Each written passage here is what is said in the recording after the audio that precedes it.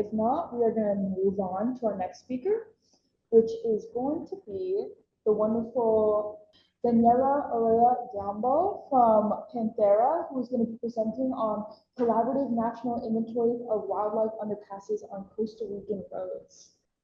Okay, thank you so much. Have a nice afternoon or nice morning. I'm Daniela, and I'm from Costa Rica, and I will be sharing some of the work we are doing in Costa Rica. But it's important to let you know that there are many other countries in Latin America doing a great job: Argentina, Mexico, also Uruguay, and Brazil, as you have seen previously. So it's nice to share the work we're doing in Latin America. And also, it's very important that most of the work is doing in a collaborative process. And many NGOs, organizations, the government are involved in all these actions. So I'm going to talk to you today about the National Inventory of Wildlife Underpasses we did in Costa Rica in 2023. As you know, Brazil is very advanced in road ecology, so we start learning from them, and we noticed that as a country, we need an inventory of underpasses. So we requested the inventory from the Ministry of Transportation, and they said we have no inventory yet. So we got together to start this inventory. First, I'm going to explain to you where is Costa Rica and how is Costa Rica for you to understand how we are being progressing in this topic. It's a small country with not too much people, with a lot of protected areas. This country has a lot of a big bunch of biodiversity, and Costa Rica is located in America between North and South America, but also has a very high density of road infrastructure. As I was telling you, we started this inventory with no existing budget. So we got together with many collaborators and partners and said, we want to do this. Are you in? And many of them say yes. So we start this inventory. And we selected the underpasses that were already on an operational process, already working, not the ones that were being constructed. So we visit 7 routes around the country to gather information. We prepare a data sheet for the inventory, in which we want to collect data of coordinates, how the structure was, which was the design, does it has a monitoring study of its effectiveness, and the land use at the sites of the wildlife crossings. So we got together and start collecting the information. The first route we visit was Route 34. It is very special because it's the first route in which underpasses were built for Costa Rica. A lot of underpasses in not a long distance. Was a very important project. And this project, these underpasses were built without a previous study to recommend where they should be implemented. So it's an interesting case. 13 wildlife underpasses there. Then we visit Cañas Liberia, 8 wildlife underpasses built for this place, for this route, but without a study recommending where to implement and which was the design of the underpasses. These underpasses are very, very little for the species that we can find there.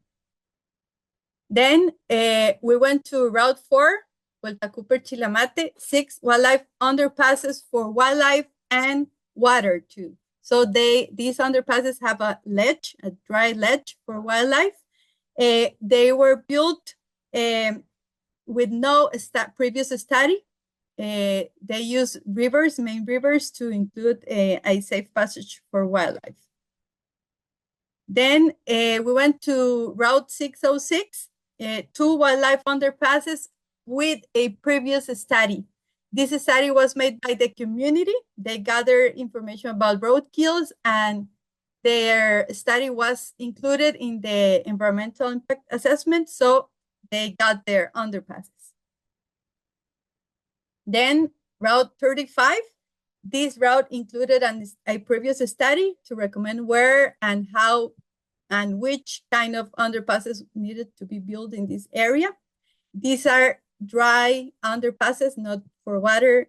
They were built just for wildlife. Then Route 160, Paquera Playa Naranjo, close to the coast. A nice previous study was made to collect data on roadkills. It used to be a gravel road, then turned into a paved road, and 8 underpasses were included for water and for wildlife. And this is the last route we visited, 257.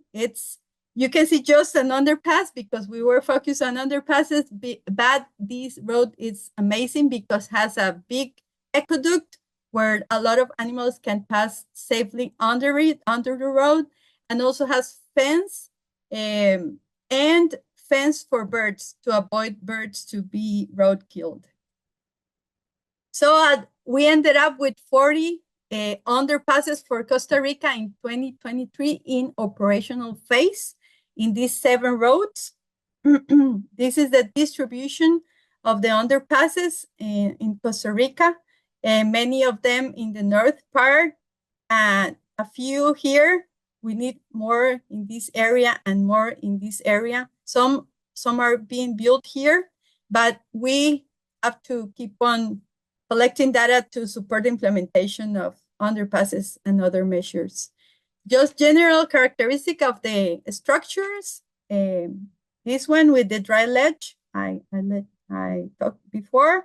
This one is round but dry for wildlife, exclusively for wildlife. This is like the measures of the structures. More structures. This is a dry passage, exclusive for wildlife. This is the dry ledge I talked before, 30 centimeters, not too big. And then we also collected data about land use. So 7 of them were associated with agriculture, 22 with forest, 8 underpasses associated with cattle areas, and 3 associated with forestry use. And an example, pineapple. Pineapple is growing, and you can see the forest and the underpass location. This one is forestry. These are forestry teca plantations, and the underpass is here. Cattle, a lot of cattle production in the north of the country, and here is the underpass. Not too much forest to choose. And this is the first area where underpasses were built. The road was going to part a protected area, so many underpasses were built, and there's a lot of forest because it's a protected area. We found 21 underpasses without fence. We have to build a lot of fence. This is an example of the underpasses for water and wildlife without fence. And we collected also maintenance actions that need to be implemented on the structures. 37 structures require maintenance actions. For the country, still, this is something new. They are just used to clear culverts. We have to train them on how to clear or do maintenance on underpasses. So we found a lot of issues about, that need to be addressed through maintenance activities.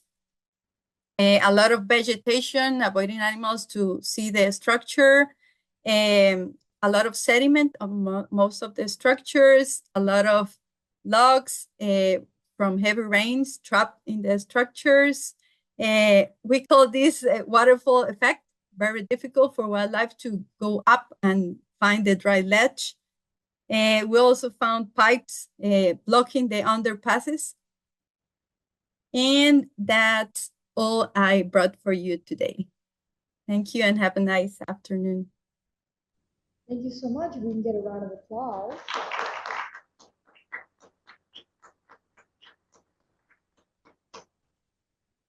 That was a great presentation. Now I'm opening it up to questions. Everyone on the Zoom who is watching at home, feel free to click the Slido link that I posted earlier. And if anyone in here has a question, feel free to raise your hand. I can walk over with the mic. Yes. All right. And then just so you can see what we're dealing with, I'll also turn on and let you get a look of the presenting room.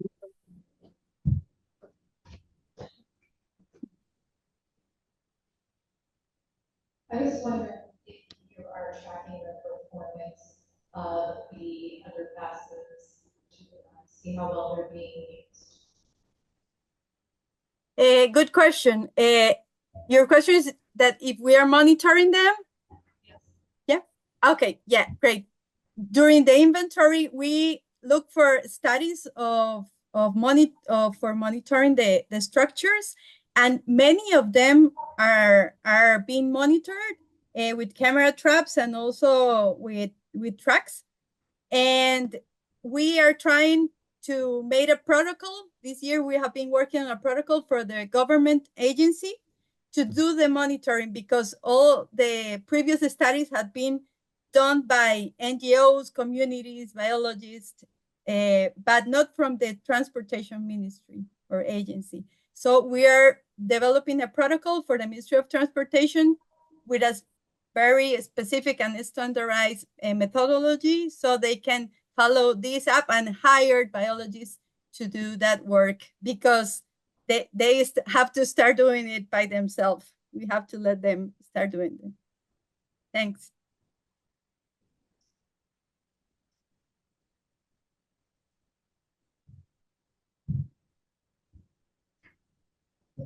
Presentation. I was wondering, I got the impression that the process that you were looking at, or the other process that you were looking at, were primarily designed or built for wildlife to use.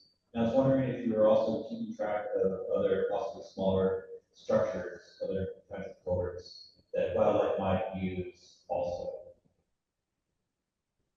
Okay, just to clarify, you're interested in if we have also do monitoring of other structures like culverts or something like that? Yeah. Is that okay? Okay, it's because it's a little bit difficult to hear. Yes, we have a lot of monitoring on culverts because that's the structures we have more. So we have been doing a lot of monitoring of culverts, and it's very interesting. We have found many interesting results. For example, Costa Rica is a very rainy country. So during rainy seasons, most of the animals stop using them. Some of them try, and most of them are around. So it's very difficult for animals to move on them. And when they are dry, it's a nice pest for them. Also, the first study on monitoring the structures was on culverts in a protected area, and a road that part a protected area. So we learned a lot from that study, because we learned which structures were favored by pumas, which structures were favored for armadillos. So yeah, we have a lot of monitoring on culverts.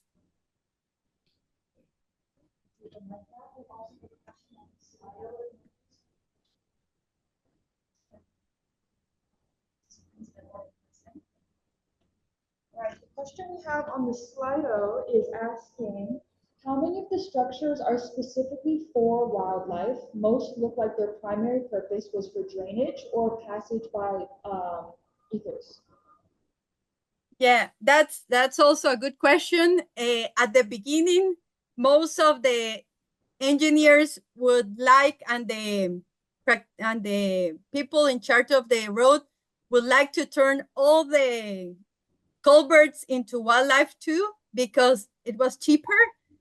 But so at the beginning, many of the structures for wildlife were also for water, but now we're trying to change that using the studies we do before the construction, so we can recommend exclusive structures for wildlife. Also, the dry ledge is now a little bit wider because we need tapirs to use them, also deers. So the wide ledge at the water and wildlife crossing structures are going to be bigger. But yes, at the beginning, and it was something interesting when I was recommending underpasses exclusive for wildlife, they said, can we move it a little bit so we can include wildlife in the culvert? And sometimes we can do that, but there's other places we can't because there's huge distance that will lose the effect and they use for wildlife. So yes, some of them are for water and wildlife, and right now we are getting more exclusively for wildlife. With that, another round of applause for our lovely presenter. Thank you. Bye.